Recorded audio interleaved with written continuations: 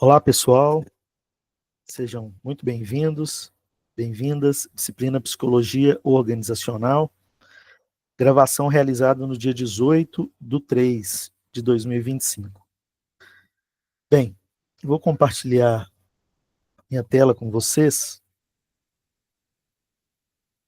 Vamos lá.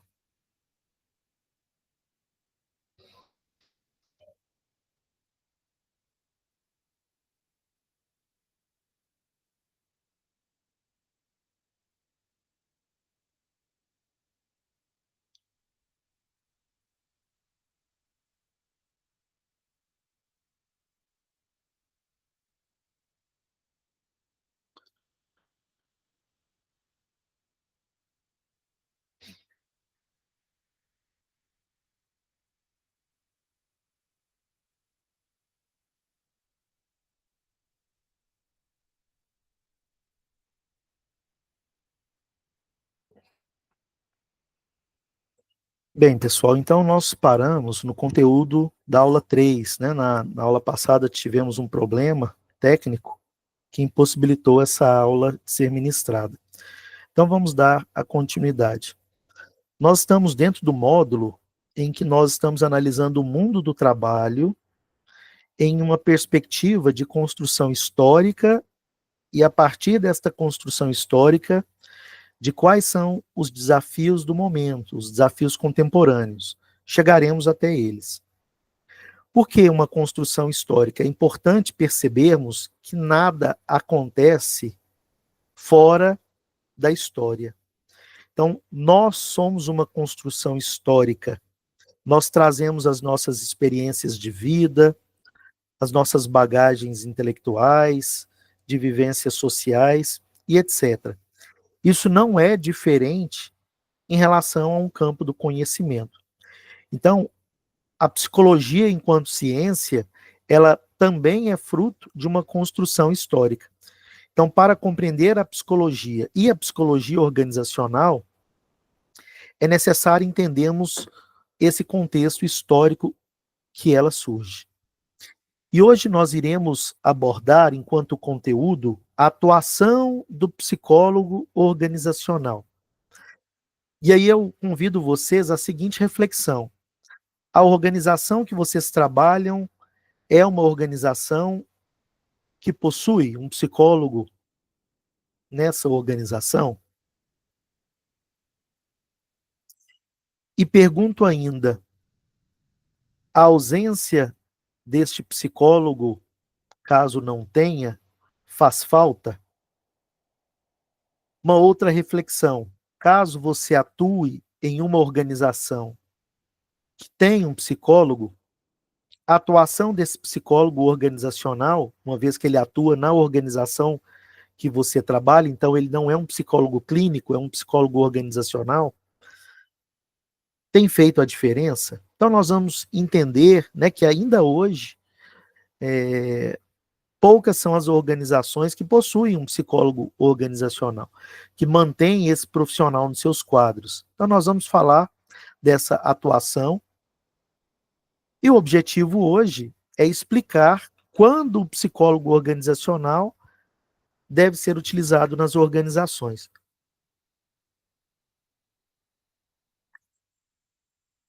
É claro que a necessidade do psicólogo organizacional, ela surge à medida que esta organização se torna mais complexa, que esse tecido social se torne maior. Então não faz sentido utilizar um psicólogo organizacional, até pelos poucos recursos financeiros que essa organização possui. Então estou dizendo que não faz sentido utilizar um psicólogo organizacional nos seus quadros em uma organização de pequeno e talvez até de médio porte. Agora, nada impede que essa organização realize serviços de consultoria com esse psicólogo organizacional, né?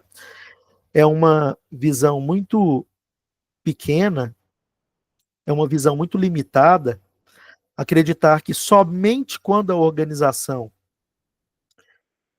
for de grande porte, é que eu poderei utilizar deste conhecimento. Então, eu posso utilizar desse conhecimento sem necessariamente ter esse profissional no meu quadro de funcionários, né, na minha CLT ali. Eu posso utilizar serviços, né, especializados, pontuais desses profissionais. Nós vamos entender quais são as organizações que mais utilizam esse profissional. Então, existe uma obrigatoriedade, né, da contratação de um psicólogo para as organizações. Então, no Brasil, a contratação de um psicólogo por empresas, então, portanto, que visam lucro, ou por organizações públicas, pode ser entendido como obrigatório em diversas situações. No caso de previsão legal, no caso de normas regulamentares, que, embora não deixem de forma explícita a necessidade do psicólogo organizacional, os serviços que essas normas regulamentares solicitam que seja desenvolvido na organização, acaba, por sua vez, a necessitar este tipo de profissional. E também as resoluções dos conselhos profissionais. No caso, o Conselho Federal de Psicologia, né, o CFP, né? Então, Conselho Federal de Psicologia. Então, é importante perceber, né, que uma categoria se torna mais forte na medida que seu conselho profissional se torna mais atuante, né? Aí nós podemos fazer uma reflexão para o nosso conselho profissional. No caso, nós administradores, né, quando o bacharel em administração ele é exigido, né? Então, na medida em que o Conselho Federal de Administração se torna mais forte, também ele consegue marcar uma presença maior dos profissionais aos quais ele representa. Como temos um aluno do curso do direito, né, então nós poderíamos falar de um outro conselho profissional fortíssimo na nossa nação, que é a Ordem dos Advogados do Brasil, a OAB. E justamente por ser um conselho muito forte, né, uma ordem muito forte, é que tantos direitos e também é resguardada, né, a atuação desse profissional. Então, a importância do conselho profissional. Então, vamos verificar um pouco dessas situações. Nas organizações, o trabalho do psicólogo organizacional, ele entrou muito vinculado aos serviços de saúde e segurança no trabalho. E aí, quando a gente fala de saúde e segurança ocupacional ou saúde e segurança no trabalho, nós temos as normas que regulamentam isso. As normas regulamentadoras, definidas, né, criadas pelo próprio Ministério do Trabalho. Então, a norma regulamentadora número 1, embora ela não deixe explícito a necessidade, ela não obriga a contratar o psicólogo organizacional, mas ela já enfatiza a importância da organização abordar fatores psicossociais. Ela diz que as empresas são incentivadas a contar com profissionais especializados para analisarem os riscos psicossociais. Então, embora ela não obrigue a organização a ter o profissional de psicologia, perceba que essa identificação ela passa por esse profissional, né? Então, esse profissional ele deve desenvolver ações preventivas. Infelizmente, boa parte das ações nas organizações são reativas e não preventivas, e também oferecer um suporte psicossocial aos seus colaboradores. Então, a contratação do psicólogo não é uma exigência obrigatória, mas perceba que o que a norma exige deve ser feito por um profissional desta área da psicologia. Então, Isso também ocorre numa outra norma regulamentadora, que é a NR4, que fala de serviços especializados em segurança e medicina do trabalho. Então, em resumo, as NRs, as normas regulamentadoras, que nós mencionamos, NR1 e NR4, elas não exigem de uma forma explícita, não está no pé da letra, a contratação de psicólogos. Mas a inclusão desses profissionais, obviamente que é benéfica, para que se promova o que a norma pede. E o que a norma pede? A norma pede, né, uma condução para que se promova a saúde mental dos trabalhadores e que se previna os riscos psicossociais no ambiente de trabalho. Então, é fundamental a presença desse profissional. Ela não pede diretamente, mas é óbvio que indiretamente está contemplado ali, né? Bem, eu só. Então, nós podemos também falar de legislação, que se nós voltarmos rapidamente aqui, deixa eu só voltar. Então, são 3 elementos que trabalham essa questão do profissional, né? Que é previsto por lei, as normas regulamentadoras que nós falamos e a resolução dos conselhos profissionais. Então, as normas regulamentadoras não pedem de forma explícita, mas implicitamente pedem, visto que aquele serviço é realizado, ou melhor realizado, por esse profissional. Empresas e instituições de ensino. Há só um detalhe aqui, quanto ao cumprimento das NRs.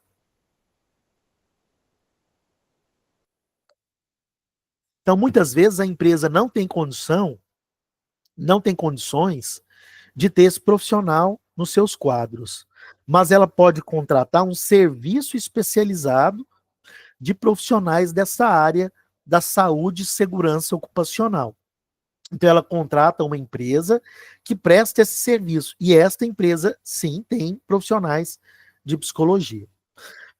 Então, empresas e instituições de ensino são obrigadas a ter esse profissional. Escolas, universidades públicas podem ser obrigadas a ter psicólogos que possam atender alunos e funcionários, em conformidade com a lei número 13.935 de 2019, que dispõe sobre a presença de profissionais de psicologia e também de serviço social na educação básica pública. Na UEG, nós temos esse profissional de serviço social.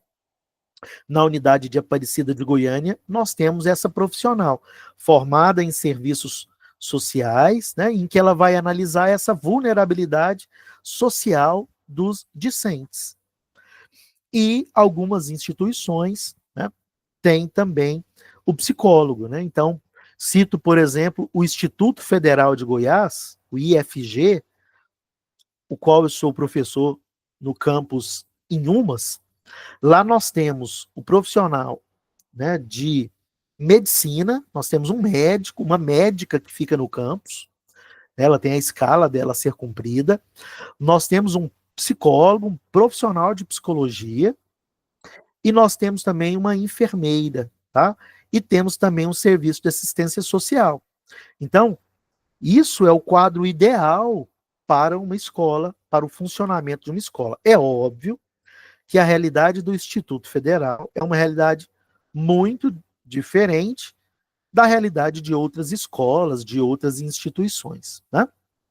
Então, nós temos essa lei que obriga. Órgãos públicos, ao realizarem concursos públicos, também podem ser obrigados a contratar psicólogos, para que possam, a depender do cargo que será exercido, aplicar testes psicológicos em candidatos. Especialmente para quais áreas? Serviços públicos na área da segurança pública.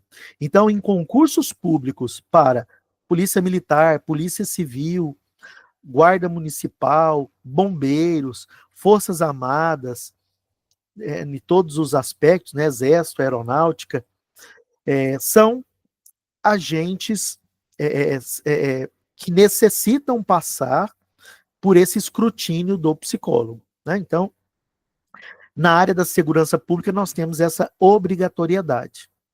Agente prisional também. Então, as instituições públicas contratam psicólogos para atuar também na gestão das pessoas. Muitas das vezes ofertando esse suporte psicológico aos seus servidores, né? Uma outra área que demanda a obrigatoriedade do profissional de psicologia é a área da saúde. Então, hospitais públicos, postos de saúde, unidades do Sistema Único de Saúde devem ter também o psicólogo para o atendimento da população. E aí tem uma lei que orienta isso, que é a lei número 8.080 de 1990, que é a lei que regulamenta o nosso Sistema Único de Saúde, que tem inúmeras críticas, né? Mas também existem inúmeros elogios de ter um serviço público com a capilaridade que o Brasil tem, né? Um país continental e um serviço público acontecendo. Podemos discutir, né, essa forma deste acontecimento, porém muitos países vêm ao nosso país para verificar como isso acontece, né? Então, os centros de atenção psicossocial, os CAPs, são obrigados a terem psicólogos e também equipes multidisciplinares, terapeutas ocupacionais e etc. Então, em muitas cidades, nós temos os CAPs. Né? Na cidade de Goiânia, tem vários CAPs. Na cidade de Aparecida. Então, as cidades maiores acabam concentrando, né, os CAPs. E também nós temos esse trabalho, já que é psicossocial, né, temos o trabalho de assistência social. Então, existe os CRAS, que são os programas de assistência social, né? Então, um exemplo, né, nós temos os CRAS aí na cidade de Goiânia, e temos os CREAS também. Os CRAS são os Centros de Referência de Assistência Social, enquanto, né, os CREAS são centros de referência especializados de assistência social, tá? Então, nós temos essa separação. Só um minutinho, deixa eu... Ah, tá, aqui, ok. Bem, um outro local, né, que demanda esse serviço são as unidades prisionais. Então, as unidades prisionais e também as medidas socioeducativas. Podemos citar em São Paulo a Fundação Casa. Então, elas devem contar com psicólogos para acompanhar os internos, sobretudo os adolescentes, né, de acordo com a previsão do Estatuto da Criança e do Adolescente, do ECA. Né? E no caso do sistema prisional, a Lei de Execução Penal, que é a Lei número 7.210 de 1984. Então, são obrigações que a lei exige a necessidade do psicólogo.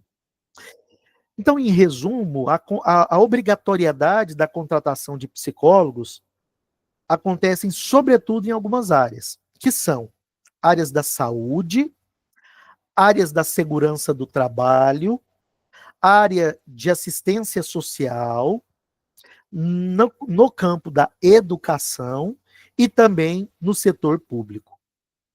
E o não cumprimento, óbvio, né, destas leis acabam, né, podem levar a decisões e avaliações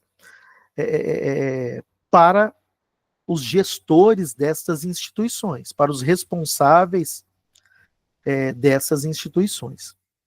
Agora, a obrigatoriedade da presença de um psicólogo, então, também pode estar relacionada à atividade que a empresa desenvolve. Em alguns casos, até ao número de funcionários que a empresa tem. Um exemplo de atividade que é exigido essa presença do psicólogo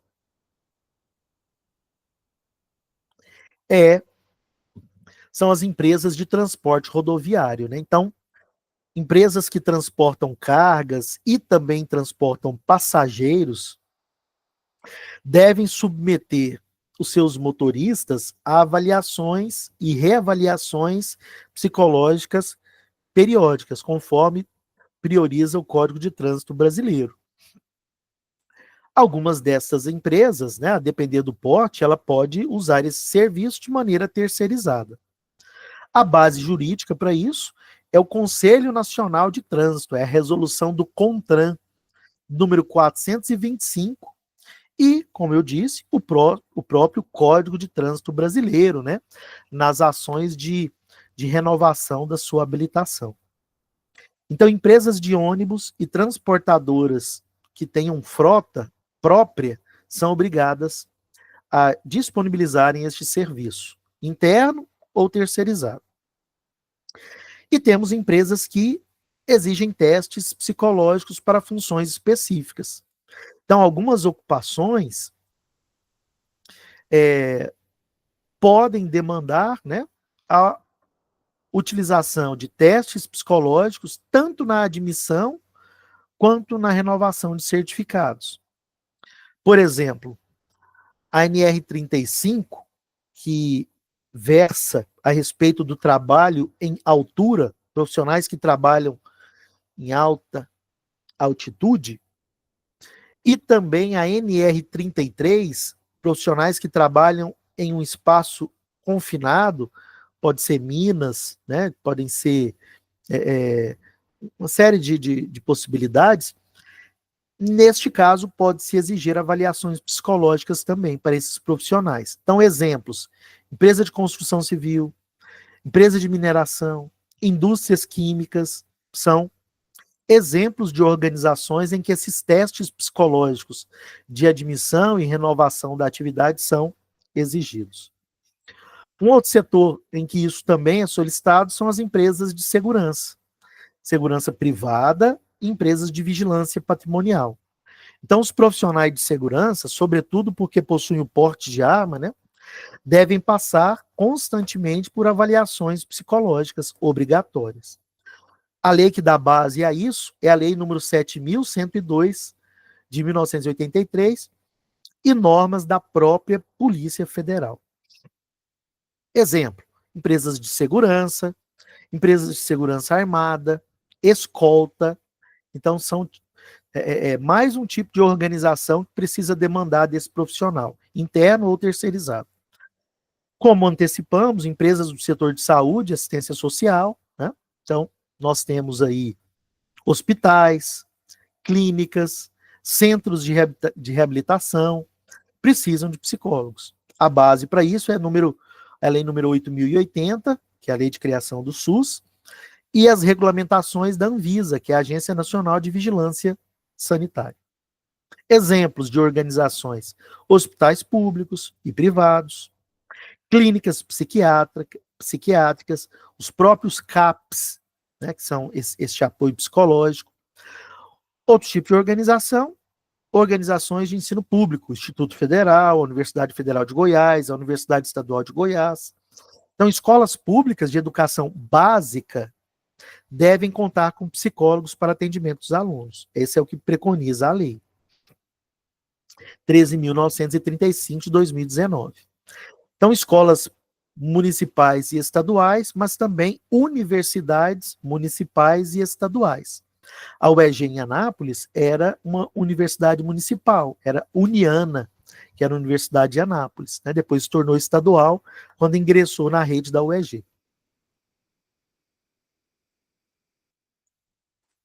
Conforme eu antecipei também no início da aula, empresas contratam psicólogos para compor o quadro da saúde e segurança do trabalho, do SESMIT. Então, embora a NR4, eu falei da NR1 e NR4. O que é a NR4? Ela trata de serviços especializados em engenharia de segurança e medicina do trabalho, que é o SESMIT. Embora ela não exija a obrigatoriedade da contratação do psicólogo, muitas empresas acabam contratando voluntariamente para lidar com questões de saúde mental. Então, muitos funcionários podem integrar empresa com muitos funcionários, né, elas podem integrar dentro do SESMIT, e geralmente o fazem, o profissional de psicologia. Esta é uma boa prática. E hoje as organizações estão buscando boas práticas ambientais, boas práticas de governança corporativa e boas práticas visando a saúde mental. Então, boas práticas também vinculadas a setores que são setores de alto risco, né? Isso, os stakeholders, as partes interessadas, os acionistas, a sociedade, o próprio governo, têm interesse que esses profissionais estejam presentes. E aí? O número de funcionários importa? Então, não tem uma regra que obrigue a contratação de psicólogos com base nesse critério, no número de funcionários. A NR4, ela diz que depende do grau de risco que esses funcionários são submetidos, né? Então, o SESMIT ele é estruturado para mitigar isso, mas o psicólogo não é exigido nessa norma. No entanto, né, as organizações de grande porte,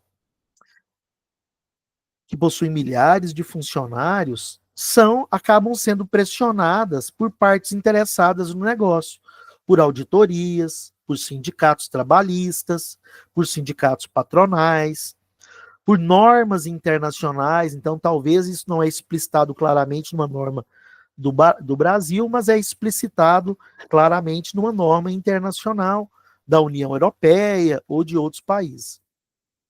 Então, a contratação do psicólogo vai suprir, né, dar esse suporte para que os trabalhadores possam ter um ambiente propício para uma saúde mental, visto que isso impacta a produtividade, os resultados da organização. Então, quando é recomendável, mas não é necessariamente obrigatório.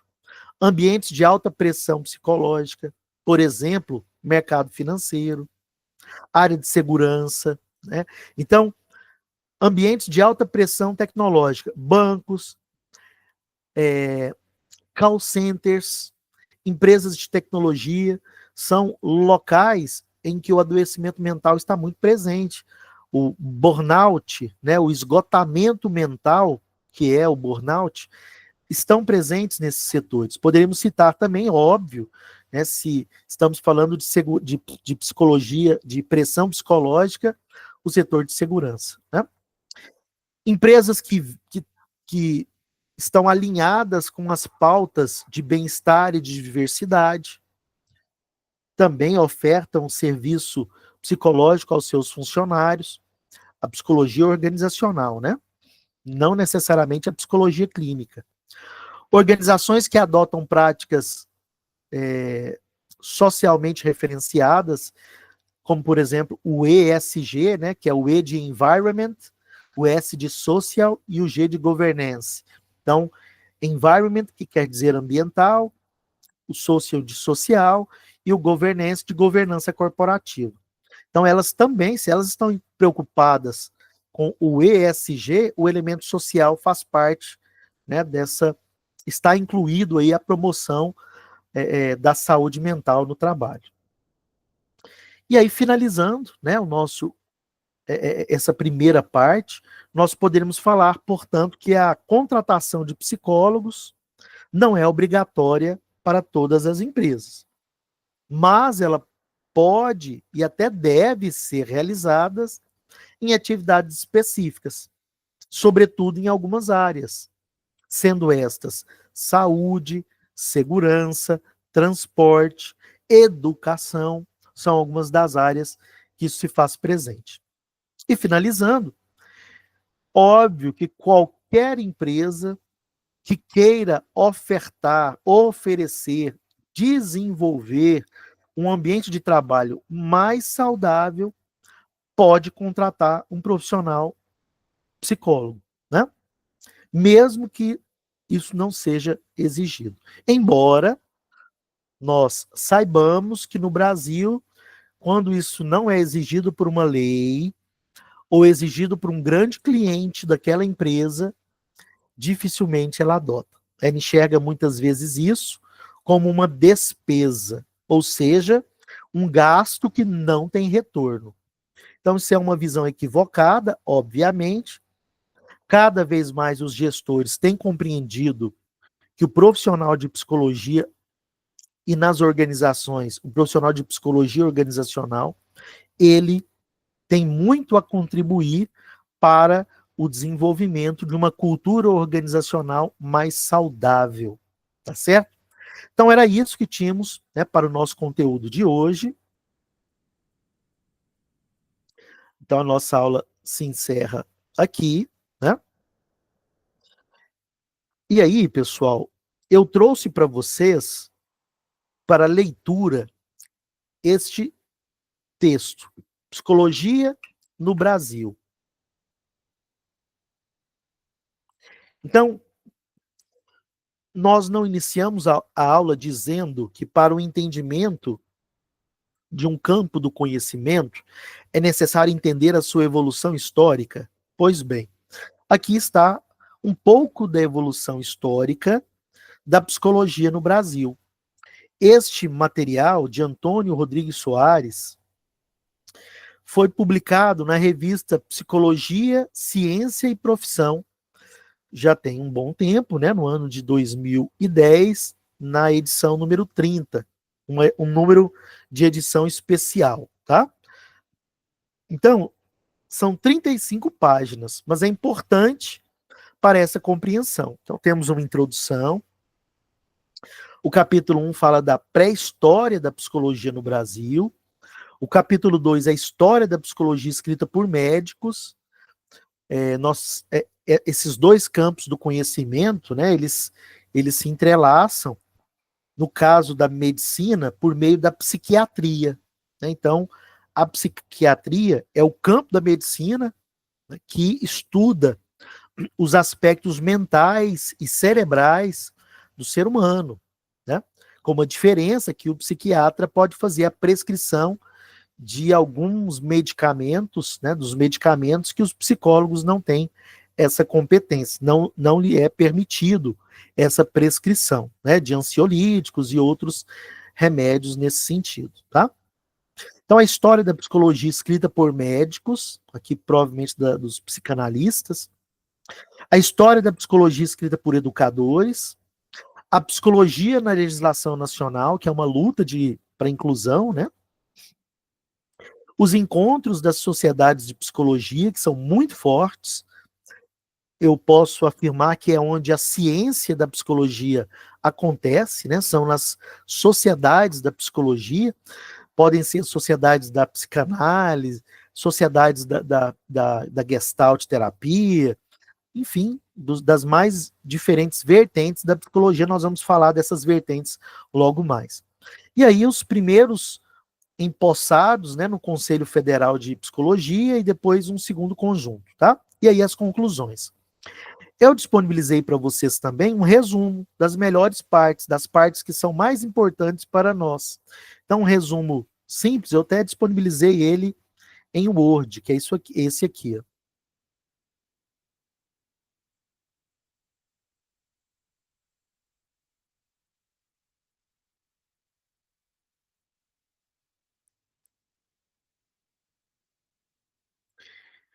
Então, aqui eu tenho um resumo, né, deste texto, Psicologia no Brasil, que eu disponibilizei para vocês, né, uma quantidade bem menor, 2 páginas apenas, mas não deixem de dar uma lida também no texto completo Psicologia no Brasil, tá bom? Bem, para além disso, eu disponibilizei na nossa disciplina também, deixa eu compartilhar com vocês aqui.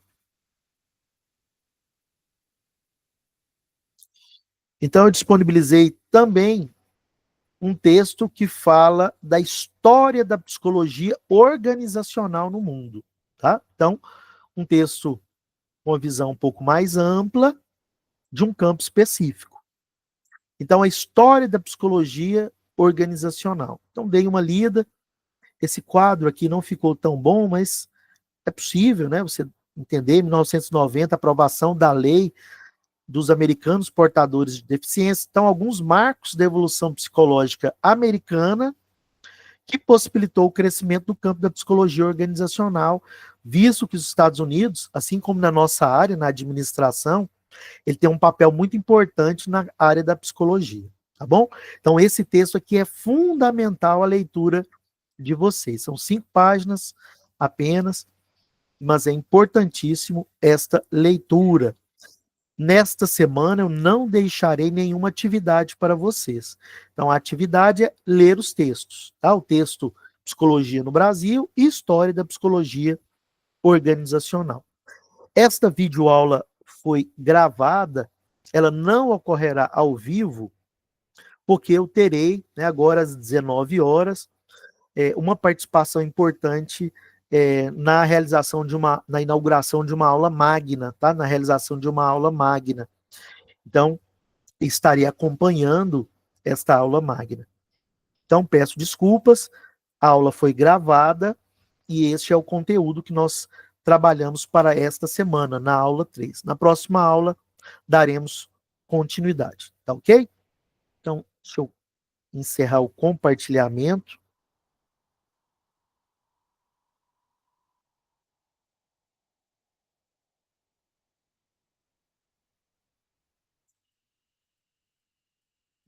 E era isso que tínhamos para hoje. Então, na próxima semana, não ocorrendo nenhum imprevisto, ocorrendo eu aviso aqui, nossa comunicação é sempre no Google Salas e no nosso grupo de WhatsApp, tá? Eu aviso para vocês. Mas, né, na nossa próxima aula, nós teremos normalmente o nosso encontro, tá? Então, no dia 25, nós teremos a nossa aula síncrona, tá? Provavelmente não será gravada como a aula de hoje, tá? Hoje foi excepcionalmente por conta dessa aula magna, tá bom?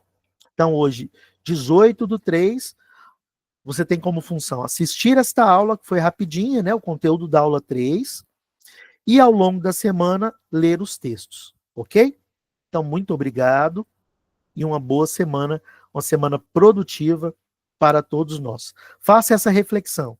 O quanto o profissional de psicologia organizacional tem contribuído, se ele existe na sua empresa ou na sua organização, ou poderia contribuir na sua organização. Logo mais, nós vamos estudar as principais contribuições, já falamos algumas, né? Mas vamos entrar nos campos de atuação do psicólogo organizacional. Iremos falar de motivação, de análise de desempenho, de recrutamento e seleção, enfim, de uma infinidade de elementos aí, tá bom? Então, por hoje é só. Muito obrigado e até na semana que vem, às 19 horas, no nosso encontro síncrono. Tchau, tchau, pessoal. Obrigado.